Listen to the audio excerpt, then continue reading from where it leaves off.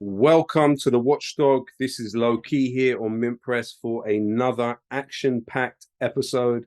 We are joined today by the venerable Alan MacLeod. We have been regularly publishing stories that many have tried to suppress. For that reason, Mint Press is very much reliant on the support you can give it. So I would encourage anyone watching this to support us, not just through this YouTube channel by liking, sharing, subscribing, and commenting on this video, but also by supporting us on Patreon so we can continue to fight the power in the way that we are on a daily basis.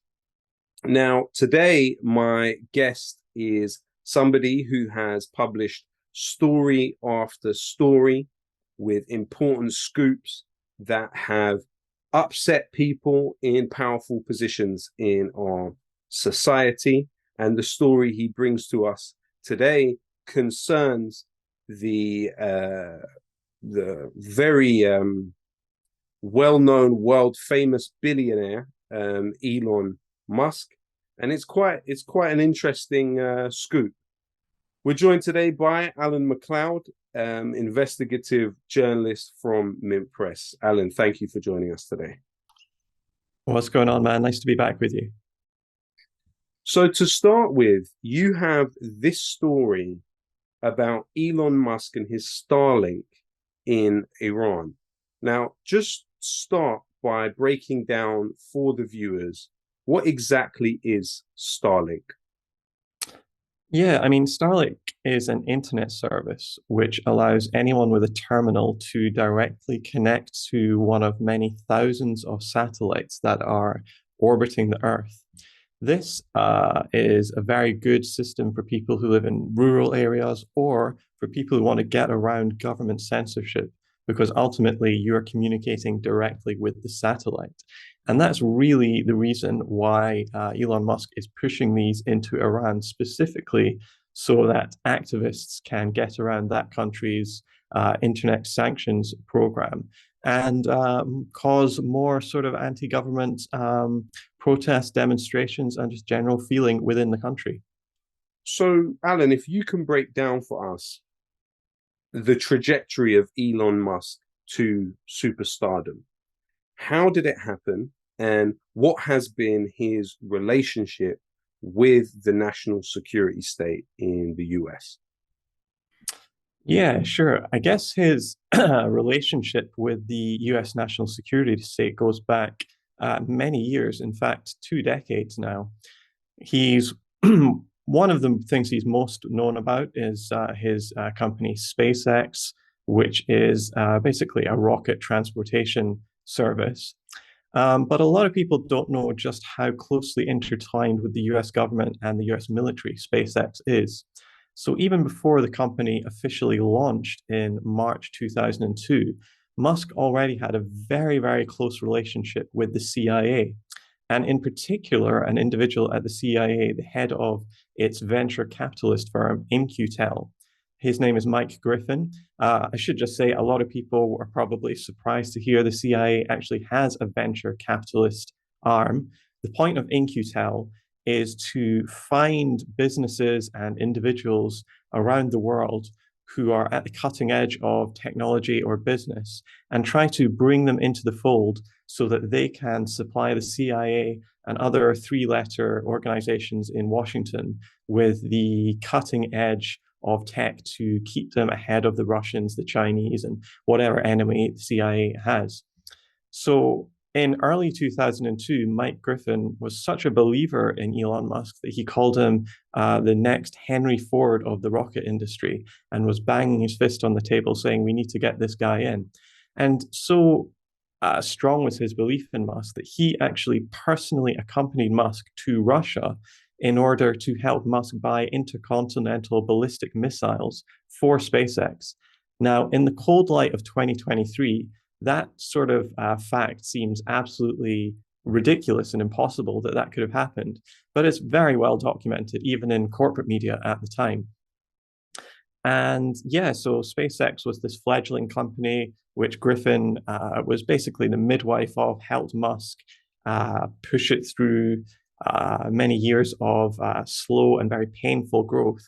In fact, by 2006, SpaceX was hemorrhaging money and it looked like it was going to go under when, out of the blue, it received a $400 million contract from NASA. And that was because Mike Griffin had actually been promoted to become the head of NASA. And he went over there and continued to really believe in Musk and said, we need to give this upstart company a big grant so that they can, see what happens with them. Unfortunately, by that time, SpaceX was still years away from actually making a successful launch. And again, the rocket industry is something you just lose money on it constantly if you're not careful. And yeah, by 2008, Musk was thinking that both Tesla and SpaceX were going to have to go under, and he was personally putting his PayPal fortune into the company to try to keep it from flooding and sinking forever. For him, he was again saved by NASA, this time with a $1.6 billion check from them to provide them with certain rocket services. And this continues to this day because, of course, when you hear about SpaceX blasting payloads and satellites up into space, there are very few buyers for this sort of technology. It tends to be either the US government or the US military. And so time after time, SpaceX's clients include the CIA, the National Security Agency, the National Reconnaissance Office, or NASA. These are the sorts of companies that are actually putting up these thousands of satellites into the world. And what they're actually doing there, I mean, they tout the civilian benefits like really accurate GPS and everything. But really, this is a military and a security operation here. And in fact, the global surveillance program, which people like Edward Snowden have tried to warn us about, this is really what is helping this actually spread worldwide. And so ultimately, I would say that Musk is a key cog in the national security system and the global surveillance operation that we've seen over the last 15 or 20 years. And just to add to that, I mean, SpaceX just recently announced a new project, which is like a brand that is specifically designed towards going after the US military industrial complex as their client. It's called Starshield, and it's specifically going after there, trying to find ways of developing communications and technology products for the US military. And so, yeah, ultimately, Musk is one of the biggest Pentagon contractors out there, and yet he still manages to cultivate this idea of him as being some sort of renegade outsider, which, frankly, he really is not. Interestingly, we know that SpaceX just in the last couple of weeks launched a reconnaissance satellite for Israel, the Eros C3, into low Earth orbit. Now, the Eros satellites are operated directly by ImageSat International, which is a firm linked to Israeli intelligence and regularly releases images of sites that Israel has bombed in Syria and Iran. So clearly working closely with the Israeli government. How can we explain then, Alan, just off the top of your head, how Elon Musk's Twitter files rub up against this established relationship that he has had that has helped him massively on this trajectory to superstardom? What's happening here with the Twitter files then, in your estimation? Sure. I mean, Elon is, at the same time as he is an insider, he's certainly somebody who refuses to close his mouth on certain aspects. And in the past 6 months or so, he's made it clear, very clear, in fact, that he really favors one side of the elite's political spectrum, the Republican Party, and not the other side, the Democratic Party. And I think the Twitter files for him was really a way of showing trying to almost curry favor with that Republican side. I mean, his whole idea was that we have to bring back these right-wingers who've been purged from the site and, restore quote unquote free speech, even at the same time as if you talk to anybody from the global south, from Ethiopia to, Palestine's a great example of this. people just uh, espousing, majority opinions on certain topics just get completely canned all the time, especially when it comes to Israel-Palestine. And so ultimately, I think Musk thought of the Twitter files as a way of inviting sympathetic journalists in to do hit pieces against his political opponents. However, as he's opened this door, I don't think he controlled it very well because, especially somebody like Li Fang at The Intercept, has found some very interesting work, which actually relates to sorts of things I've been writing about in the last couple of years about the FBI and Twitter, showing how the previous Twitter administration was actually deeply in the pockets of the national security state, working closely with the FBI, carrying out their orders, doing what they were told, etc., going well beyond anything that they would have to legally be remitted to do. And so, yeah, ultimately, I think the cat is out of the bag, and people are not just looking at big social media companies anymore as things that organizations that might be biased, but they're starting to understand that they're actually a tool of the US government. And I think that's a very crucial distinction in terms of how we criticize Twitter, Facebook, et al. And actually, interestingly, the Twitter files served as a bit of a catalyst for people to rediscover your work and even amplify it. In the case of, bizarrely, the Daily Mail, picking up on your fantastic story, revealing many different people from several different US security agencies who had then gone on to work for Twitter, Google, Facebook, TikTok. And it's really interesting that the Daily Mail actually not only credited you and Mint Press in their article that they wrote, they actually chased up the leads of some of those people that you had identified. Now, I'm in no doubt that that was off the back of the Elon Musk story. What's your response to that? How did it feel to see a story that you've worked very hard on sort of being rediscovered and then actually built upon by one of this country's, if not it's one of them, most right-wing newspapers in British history? Yeah, I mean, I guess if you work in alternative media, you have to get used to corporate media stealing your scoops because it just happens over and over again. I think this is a really important subject. What we see and what we don't see online directly affects national discussions, the debates that we have, and even what we think about. The sort of power companies like Facebook or Google or Twitter have to shape the national and international discourse is really difficult to underestimate and undersell. So I'm glad that certain bigger outlets are starting to cover this. I do wish it wasn't just the Daily Mail. As you said, they've got quite a disreputable reputation, to put it mildly, in the UK and worldwide. Hopefully, this is the first of many big outlets who will actually cover the story. And I'm hoping also that it doesn't get dropped down a sort of partisan lens whereby the right wing and the Republican Party and its acolytes start to talk about themselves as being the ones who are constantly being harassed or censored.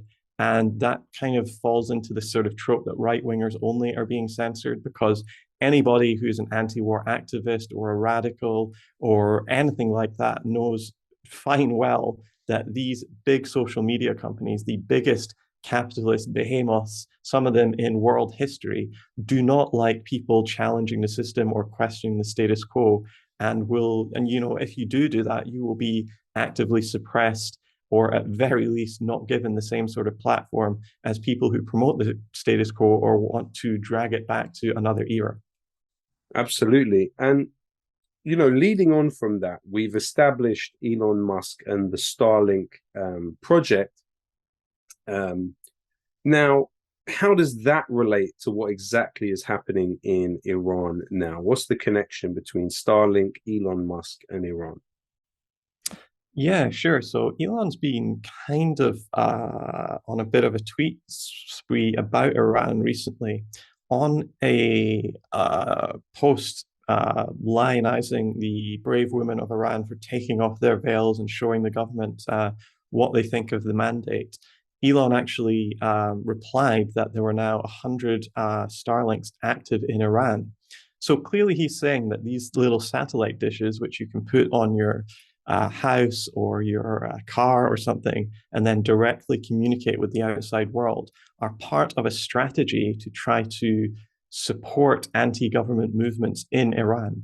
And this is really underscored by the fact that in September, Secretary of State Antony Blinken made a speech and just general comments about how, in the light of the protests that were engulfing Iran, the United States was tightening sanctions in some places, but also lifting sanctions on communications to make sure that big technology companies like WhatsApp, Instagram, Facebook, etc., all worked really well in Iran so that the Iranian people could hear the message that the US government wanted them to hear. And underneath that, Elon Musk just simply, not even cryptically, actually, just simply stated, activating Starlink, end quote. So it's clear that Musk seems to want to work with the US government in order to try to smuggle these Starlinks into the country to help activists. Now, whatever you think about that, maybe that's a good idea, maybe it isn't. It actually mirrors very closely what happened earlier this year, whereby Musk actually got worldwide headlines because of his quote unquote donation of many thousands of Starlinks to quote unquote the people of Ukraine. And yeah, he had international plaudits, the person who was, saving Ukraine and helping free speech, etc.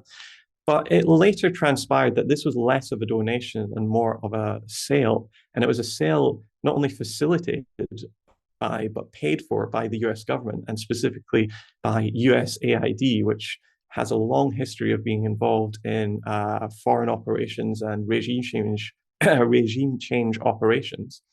And it also turned out that the prime beneficiaries and recipients of these Starlinks were less the Ukrainian people and more the Ukrainian military, including the super infamous Azov battalion. And the Ukrainian military took this high-tech stuff to heart and immediately began using it for military operations, unsurprisingly. In fact, it's now well established that Starlink is really keeping the Ukrainian military afloat.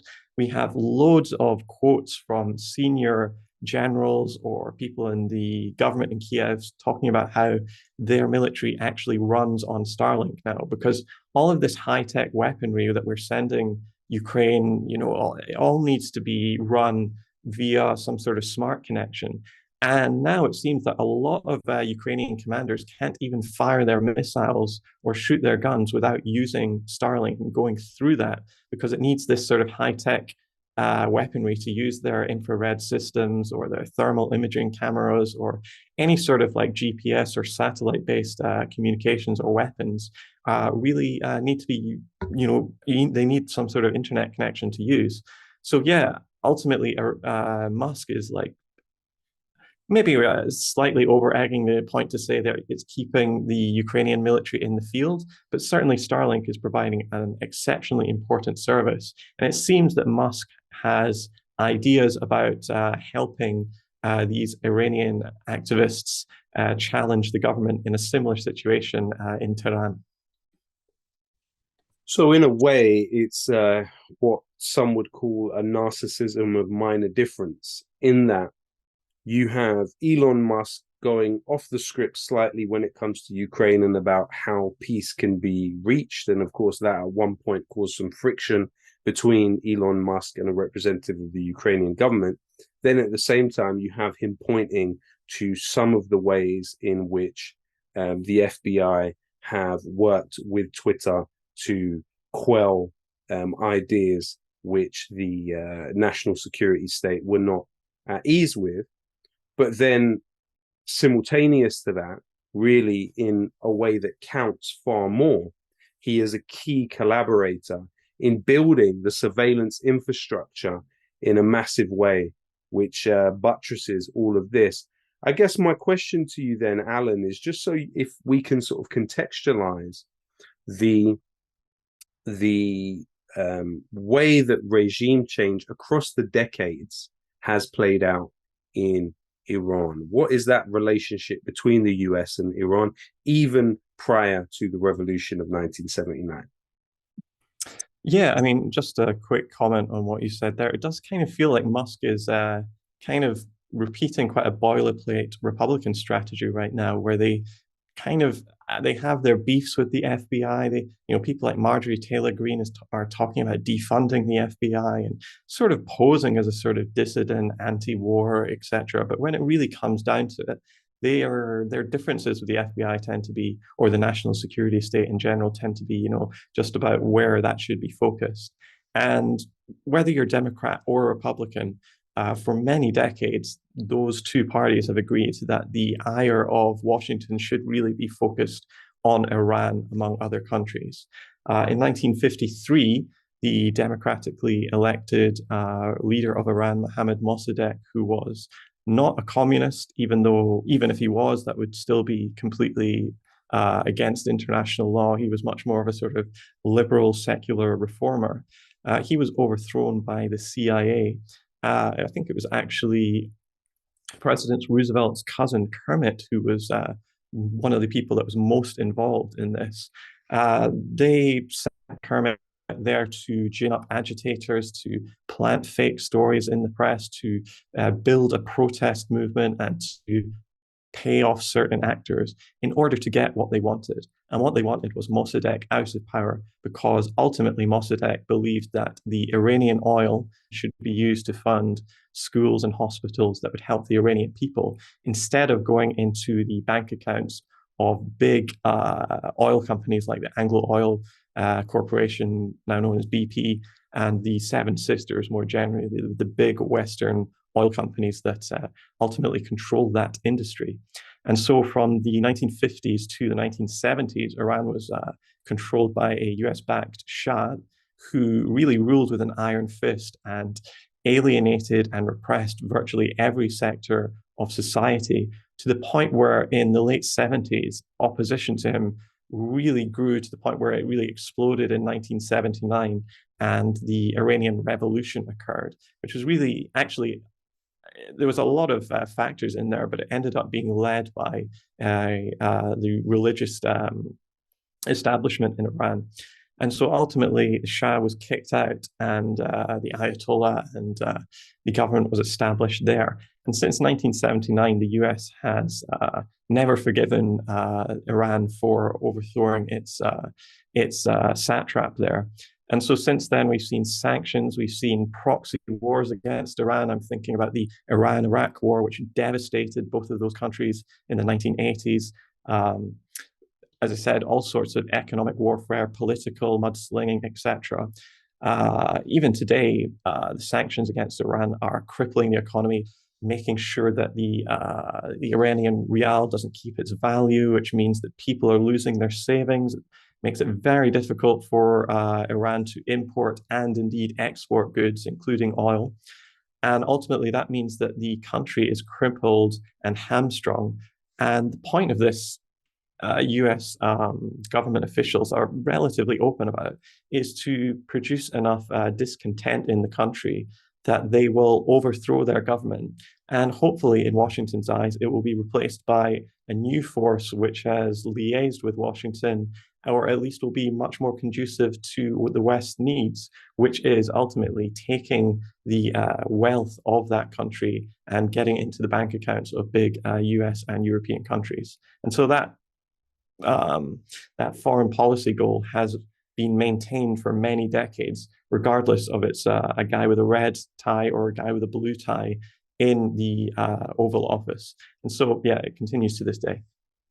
Absolutely. I was about to make the same point, that this is actually essentially a bipartisan orthodoxy.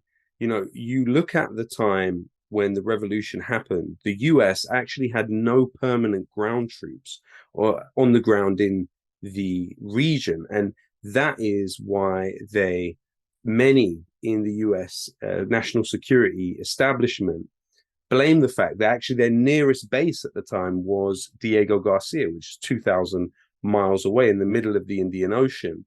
with their slow response to the hostages in the US embassy.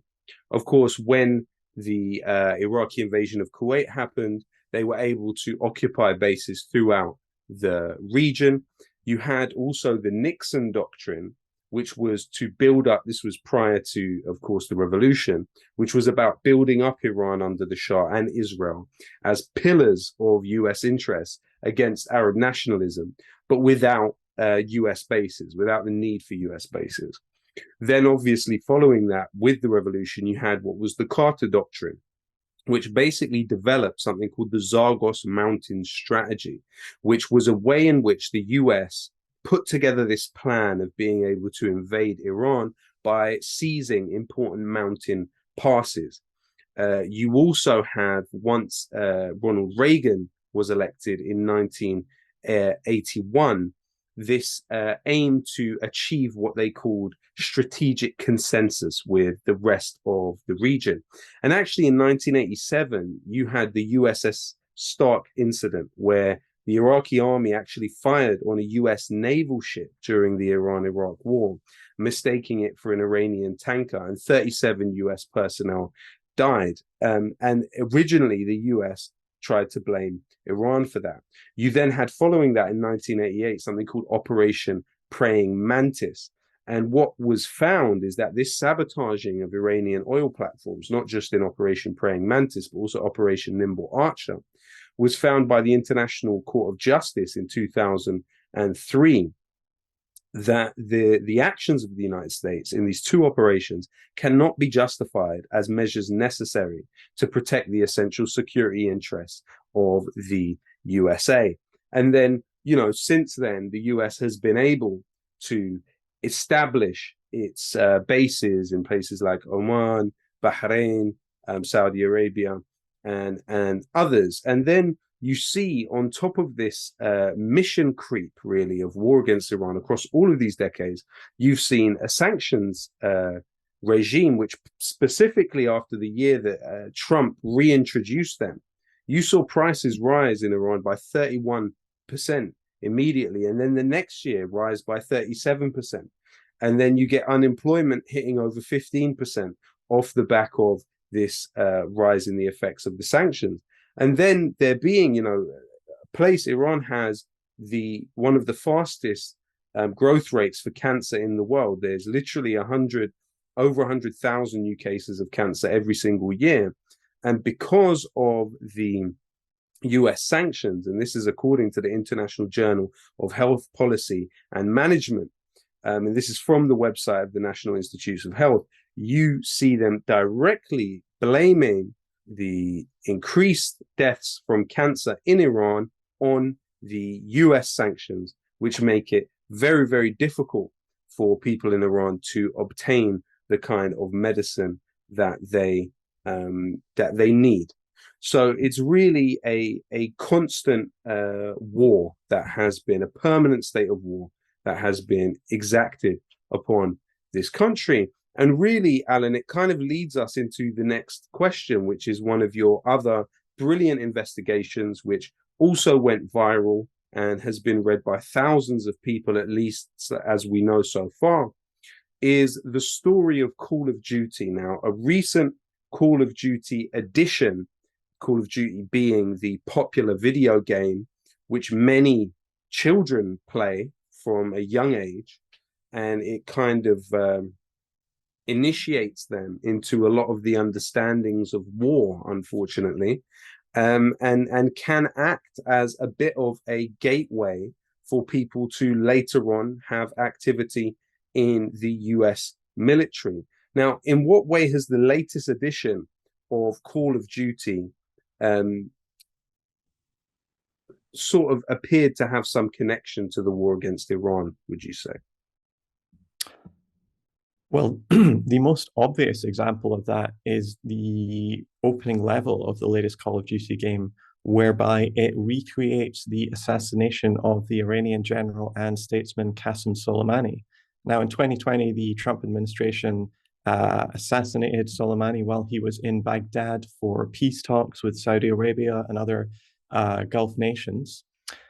This was an enormous crime. It can't be a war crime if you're not at war, but it's certainly a huge international crime. But in fact, in this edition of Call of Duty, it's actually you are the hero for taking out Soleimani. And the justification is that he is, some sort of terrorist and that he's controlled by the Russians, which is laughable.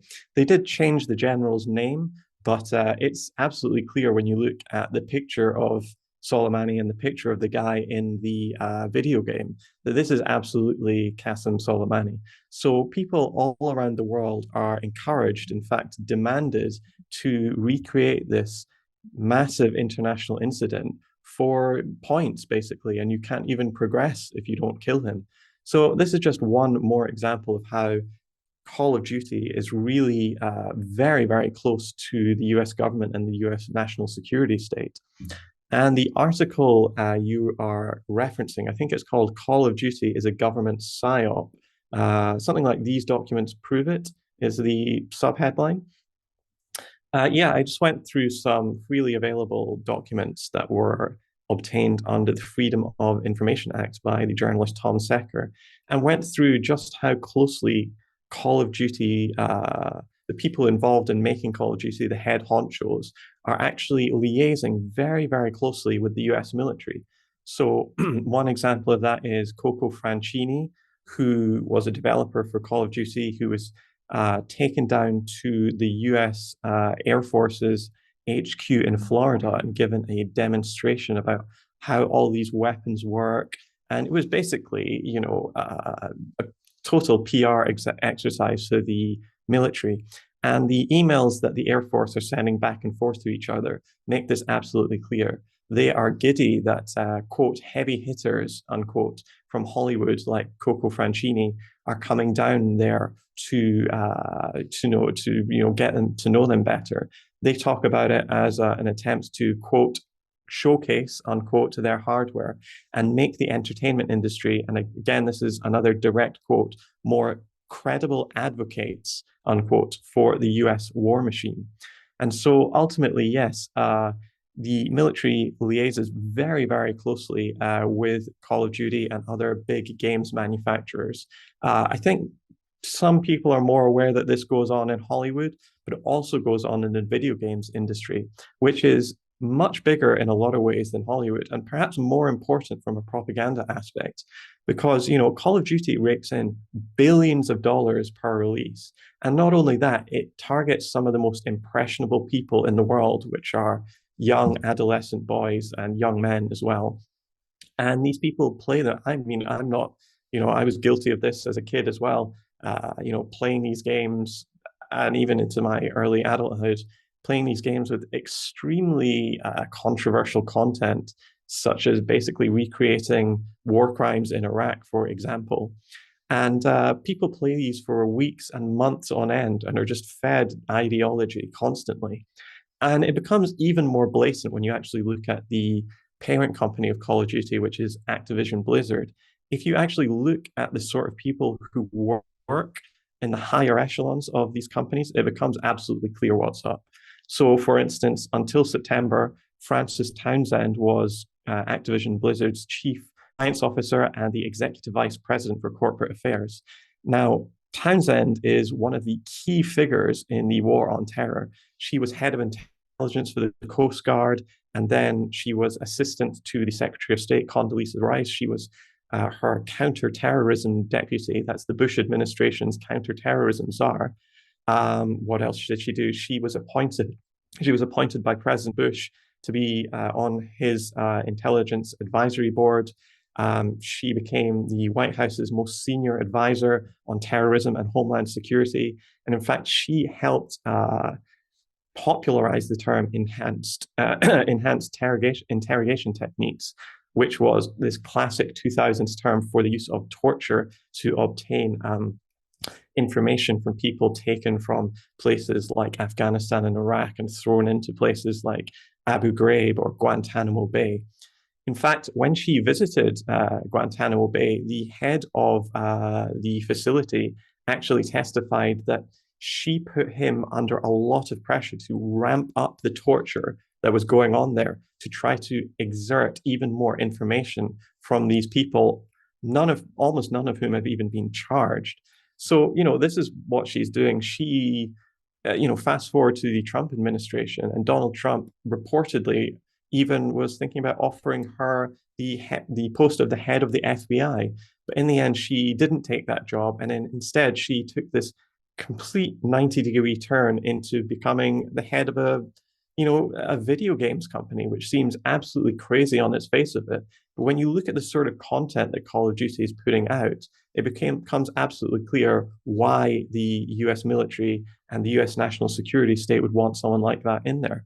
I'll give you one more example of another guy. Brian Bulatao was third in command. He was the chief operating officer of the CIA. And he left that job to become one of the heads of Activision Blizzard. He became the chief administration officer for Activision Blizzard just a couple of years ago. He, by all accounts, served as Mike Pompeo, the Secretary of State's quote-unquote attack dog. Former colleagues talking about how he was this extremely angry, bullying person who would really browbeat his employees. And so he probably didn't do much for Activision Blizzard's reputation for having a really toxic culture. But again, we see this phenomenon time and time again of people stepping out of national security and going immediately into the entertainment industry or into the media. So whether it's, the NATO to TikTok pipeline, or whether it's going from the CIA to Google or Facebook, or whether it's like Bulatao going from the CIA and getting a job, not even just a job, getting a controlling role, a chief executive officer kind of position in big media companies like Activision Blizzard. We're seeing how the military really wants to sink its claws into all aspects of our life, whether it's the media or whether it's more soft news and entertainment like video games. Interestingly, and it's not a purposeful thing, a lot of our work seems to be grappling with that relationship between quote unquote popular culture and the interests of the military industrial complex and the national security state. So as you've pointed to, you've got social media companies, you've got films. An interesting thing that crossed my mind when we were thinking about Guantanamo Bay and the relationship between all of this stuff is music of Eminem and Barney the Dinosaur was actually used to torture people within Guantanamo Bay. So it's quite interesting, this crossover that's happening between the military and the culture, and really culture becoming a sort of plaything / handmaiden of the military. One interesting thing that I also wanted to bring up earlier was a video in which Rudy Giuliani, who is a darling of much of the Iranian opposition in exile, talking about how sanctions have affected people in Iran. And he's actually spelling out explicitly what we stated earlier, that sanctions are aimed to create the conditions for revolt and revolution. He says it. Those are the words of Rudy Giuliani, not me. And in this clip that we're about to play, he actually almost takes pleasure in the fact that people are selling their own organs. I mean, it's a really horrifying clip. So we're just going to play that now. They are going to be overthrown. The people of Iran obviously have now had enough. The sanctions are working. The currency is going to nothing. They're where Russia was. They're where Poland was. We see signs of young men and women saying, give me some food.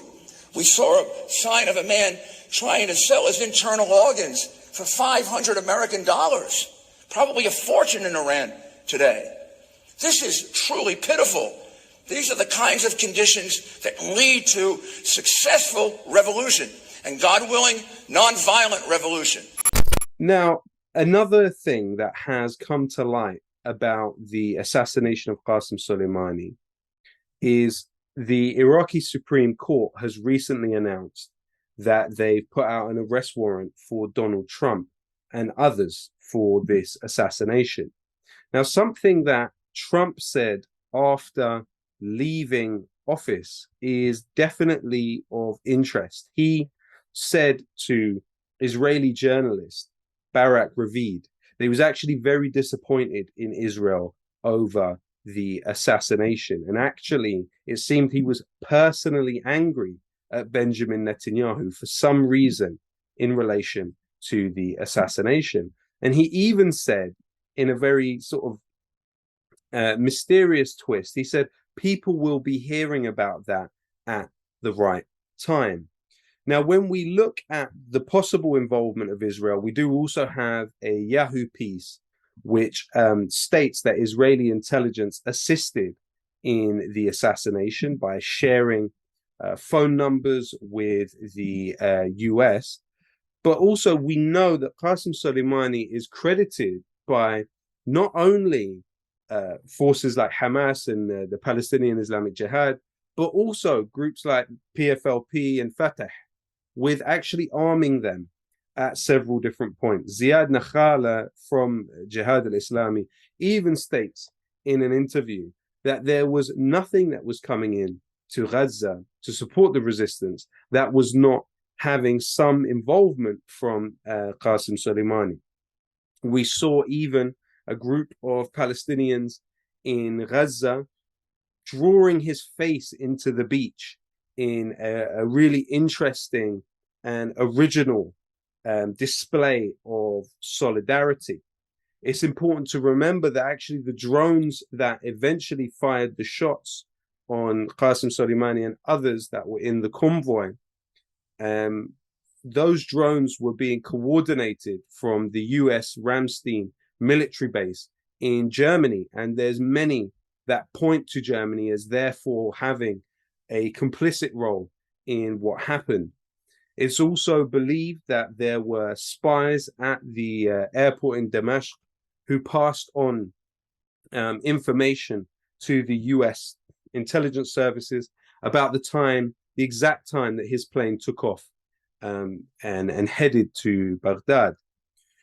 The Israeli intelligence services were actually stationed alongside US Joint Special Operations Command liaisons in Tel Aviv and were monitoring the telephones that he possessed. And so he switched his phone 3 times in the 6 hours leading up to the flight. And what you had was a situation where sniper teams were actually positioned in a triangle around what they called the kill zone. So this is how planned out this operation was. The sniper teams actually were disguised as workers and were able to gain access to these locations around what they called the kill zone in preparation for his arrival to the airport.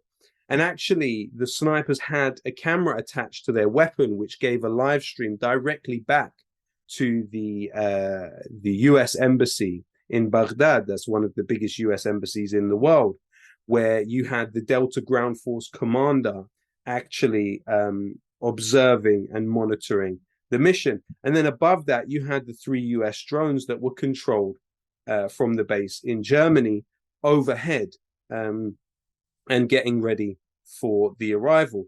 You also had another group, the KRG counterterrorism group, so it's linked to the Kurdish regional government in Iraq, that were also involved on the ground as the sort of ground agents of the assassination. That entailed them having people disguised as ground crew who actually guided the plane to the ground. And then you had agents who were supposed to be baggage handlers who actually identified Soleimani as he stepped off the plane. You even had involvement of the ISA intelligence support activity, which the US calls Task Force Orange, that were also involved on the ground getting exact coordinates for this assassination. So we see this interesting net that was kind of placed around this general who in many ways and in many places in the world is revered for different reasons. Some of them for helping to get rid of Daesh in Iraq and Syria. And undoubtedly, what the US did was commit a heinous crime. What we're seeing, though, is the ability of the US in Iraq and in other places to do similar type of operations becoming more and more tenuous and precarious with the decline of US power. It's likely we will see less operations of this sort. So the killing of Qasem Soleimani was one aspect, actually, of a US war against humanity over these past decades, which has seen millions of people displaced. And it hasn't just been confined to the Middle East. Many have perceived the war on terror and this period as being concentrated with intensity on the Middle East. But Alan, if you could just break down for us, what has been the human cost in terms of displacement from all these wars? But where else has US militarism touched in these past years? Sure. Well, the Cost of War project at Brown University has for years tried to actually put a number on some of these on some of the sort of devastation that's going on, put a number on the human toll. And what they found is they estimate that up to 6 million people have died in the post 9/11 wars, primarily in Western Asia, but also abroad. Not only that, the US wars have also created around 38 million refugees since 9/11. The countries most affected have been the ones you might already suspect, which is Iraq, with over 9 million people, Syria, over 7 million people displaced, Afghanistan, nearly 6 million people, Yemen, that's nearly 5 million people, and Somalia in the Horn of Africa, which has over 4 million people displaced, due in no small part because of these wars against terrorism, so-called, that the United States has prosecuted. So this is an enormous human toll that's really been levied across the world. But the fact of the matter is that we just simply don't see very much about this in the news. It's not in people's radars. When we talk about the costs of the Iraq war, I think most people in the West think of that soldier they saw with one leg, rather than an entire village destroyed or an entire area of a country that has lost its sewage system and people are drinking infected water or poisoned water, or people who've had their lives destroyed because they've had to flee their country. And for years, this sort of refugee problem was going on, but it simply wasn't being addressed, precisely because it wasn't directly affecting white countries in North America or Western Europe. And so it's only really in the last few years that Europeans have started talking about a refugee problem. Unfortunately, the link between NATO adventurism and, let's be clear here, international war crimes, and the fact that all of these people in their millions are trying to flee their country has never been made.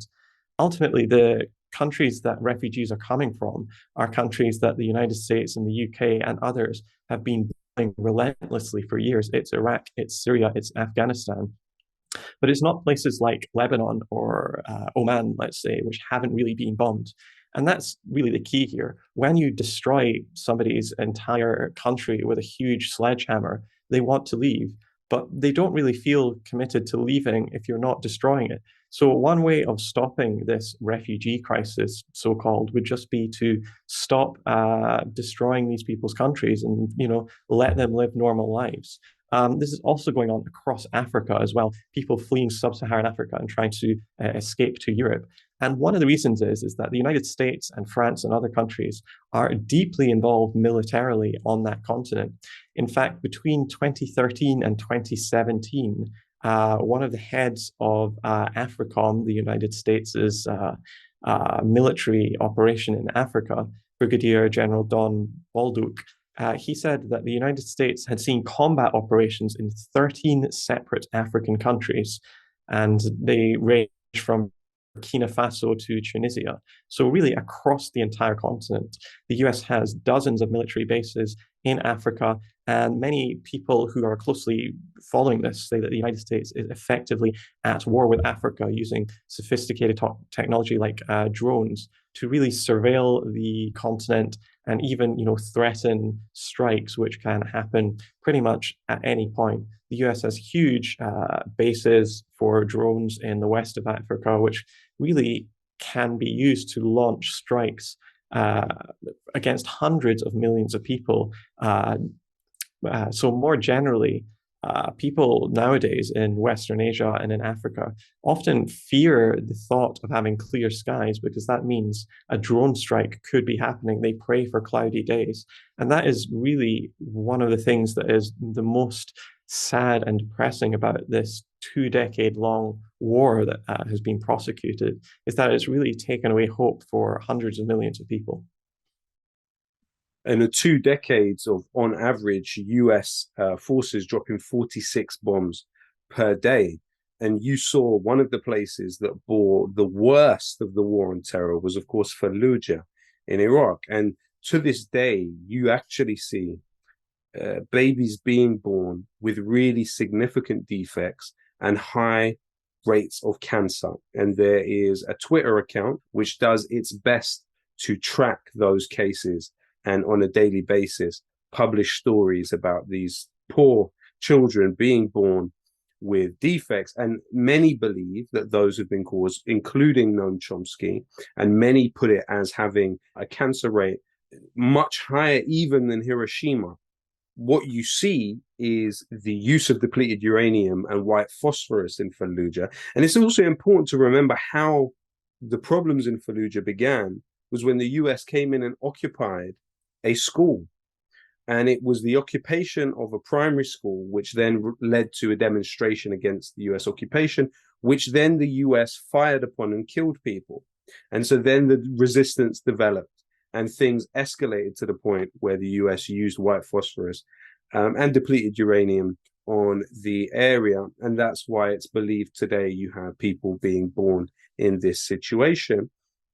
And the United States, this is really the arrogance and the avarice of empire, in which you see the US actually now naming the Navy, naming one of its ships after Fallujah.